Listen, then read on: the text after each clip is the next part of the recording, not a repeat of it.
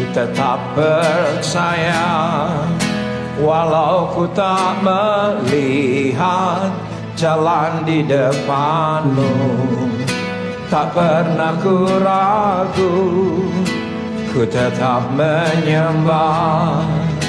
Apapun yang terjadi di dalam hidupku, tak pernah ku ragu, ku tetap percaya. Beberapa hari yang lalu ada sesuatu yang menguatkan saya, sesuatu yang aneh sebetulnya. Tidak pernah terbayangkan oleh saya, ada satu statement yang begitu sederhana tetapi begitu kuat pada akhirnya. Di satu dini hari setelah saya nonton Netflix, kebetulan saya mengikuti perjalanan daripada 10 episode daripada Michael Jordan. Nama filmnya adalah Last Dance. Dan ketika sampai pada sebuah titik saya akan tertidur, tetapi televisi di kamar saya masih menyala. Sebetulnya iseng untuk mengecek beberapa berita yang ada. Ketika sampai kepada sebuah filmnya berjudul adalah At Eternity's Gate. Satu film biografi mengenai pelukis yang terkenal namanya Van Gogh. Saya tidak tertarik untuk nonton, tetapi tidak tahu kenapa mata saya tertuju yang ternyata film itu hanya tinggal 2 menit saja. Sampai hari ini saya tidak pernah nonton film itu penuh, tetapi ternyata Van Gogh meninggal dengan cara yang mengenaskan.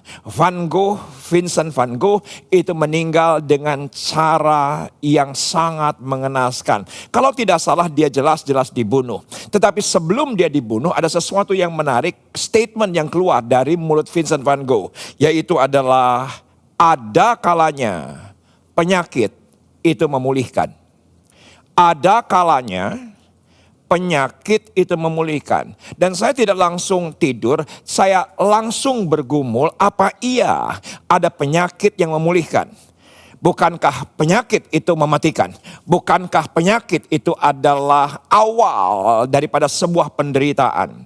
Saya bergumul dengan statement itu yang akhirnya saya cuma berkata, Tuhan, ini perkataan statement yang begitu kuat dalam hati saya. Dan besoknya saya selidiki Alkitab. Saya juga terus terang saja menghubungi beberapa teman-teman teolog. Apakah ini Alkitabiah? Apakah ini teologis? Ada kalanya penyakit itu memulihkan.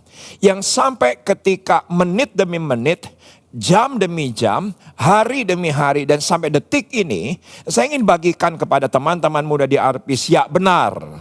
Ternyata secara teologis, Alkitab mencatat bahwa ada kalanya penyakit itu memulihkan. Mungkin Anda berkata, teman-teman muda memprotes saya, Pak, penderitaan ini terlalu berat bagi kami. Kami inginnya mukjizat, kami inginnya kemenangan, kami inginnya kesembuhan. Bukankah itu yang Tuhan sediakan? Tetapi kita sudah sampai di bulan ketiga yang kita nggak pernah tahu kapan vaksin itu ditemukan. Kapan waktunya Tuhan mengangkat coronavirus dari dunia ini. Kita tidak pernah tahu kapan. Tetapi sepertinya Tuhan izinkan penyakit ini untuk memulihkan. Saya ingin teman-teman muda melihat dari kacamata Tuhan, bukan dari kacamata daging. Dari kacamata Allah, bukan dari kacamata manusia kita. Ya benar penyakit harus dihindari. Ya benar penyakit harus ditolak. Ya benar penyakit itu harus kita abaikan. Bahkan kita berdoa agar proteksi ilahi. Tetapi hari ini sepertinya Tuhan izinkan pandemi bukan hanya terjadi pada 1 negara, 2 negara. Tapi seluruh dunia termasuk juga teman-teman muda. Yang mana teman-teman muda berkata, saya baru aja lulus kuliah, saya baru mendapatkan pekerjaan, inilah impian saya. Ternyata begitu banyak anak muda kehilangan pekerjaan. Sepertinya penyakit ini bukan memulihkan, tapi penyakit ini, pandemi ini menjadi biang kerok dalam kehidupan kita. Yang mana kita terus berdoa dan saya pun terus berdoa agar pandemi ini cepat berlalu. Tetapi kalau ini Tuhan izinkan, pasti teman-teman muda sepakat dengan kitab Roma berkata bahwa sekarang saya tahu bahwa segala sesuatu mendatangkan kebaikan dalam kehidupan kita.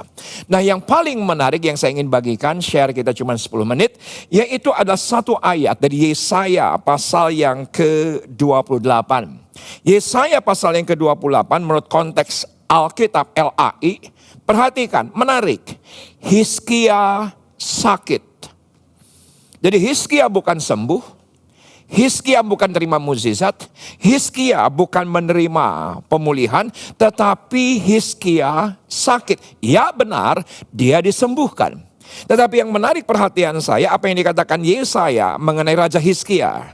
Alkitab di ayat yang ke-28, sebentar kita akan lihat. Satu perkataan daripada Hizkia, yaitu adalah ayat yang ke-17 pada tempatnya, sesungguhnya penderitaan yang pahit menjadi keselamatan bagiku. Engkaulah yang menjaga jiwaku dari lubang kebinasaan, sebab engkau telah melemparkan segala dosaku jauh dari hadapanmu. Saya tidak meminta teman-teman dengan sengaja agar tidak menjaga kesehatan. Saya tidak berkata dan tidak mengkhotbahkan, tolong diperhatikan khotbahnya secara utuh, jangan dimutilasi apalagi dipelintir. Bahwa saya tidak mengatakan kepada teman-teman untuk Anda enggak pakai masker untuk jalan-jalan ke tempat kemanapun teman-teman muda akan pergi. Saya tidak mengatakan bahwa jangan cuci tangan. Saya tidak mengatakan kalau keluar nanti pulang ke rumah jangan mandi. Saya tidak mengatakan demikian. Saya tetap mengatakan kita harus berhikmat. Tetapi yang saya katakan adalah ketika dunia ini sakit, ketika penderitaan pahit ini terjadi, justru ini adalah keselamatan. Saya dari awal Maret yang lalu ketika saya ditanya, kenapa kita harus di rumah? Salah satu alasan saya, yaitu adalah bukan saja kita harus memutus daripada mata rantai COVID. Tetapi justru Tuhan izinkan kita di rumah saja, itu memutus mata rantai dosa. Di mana dosa yang ketika di luar rumah, begitu mempesona banyak anak-anak muda kita sekarang terpaksa harus di rumah. Sekarang kita terpaksa harus bersama dengan orang tua. Kita terpaksa sebagai anak hari-hari terakhir harus kita berhadapan, harus kita melayani, harus melakukan kegiatan-kegiatan rumah yang sebelumnya tidak pernah terbayangkan. Dan bukankah ada kalanya penyakit itu memulihkan kita. Bersama dengan ayah kita bisa berdoa memuji menyembah Tuhan.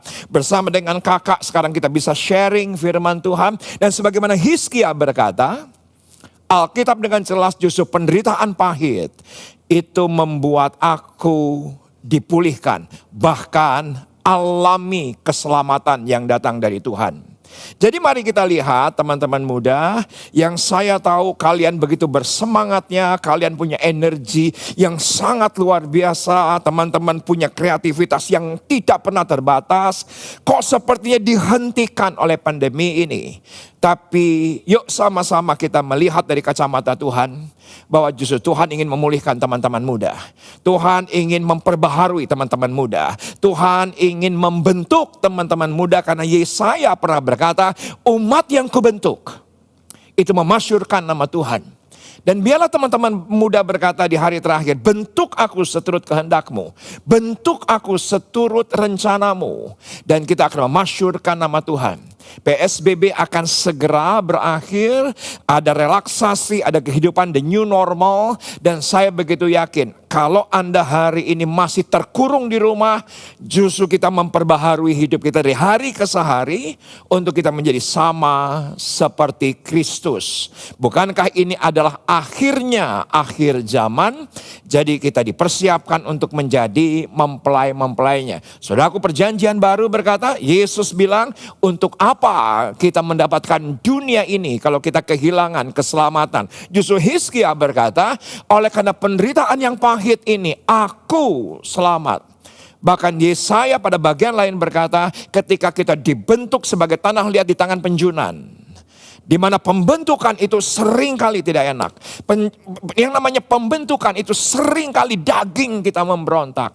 Tapi biarlah kita berkata, teman-teman muda, kita melihat dari kacamata Allah, bahwa ketika Anda dibentuk, kita akan memasyurkan nama Tuhan.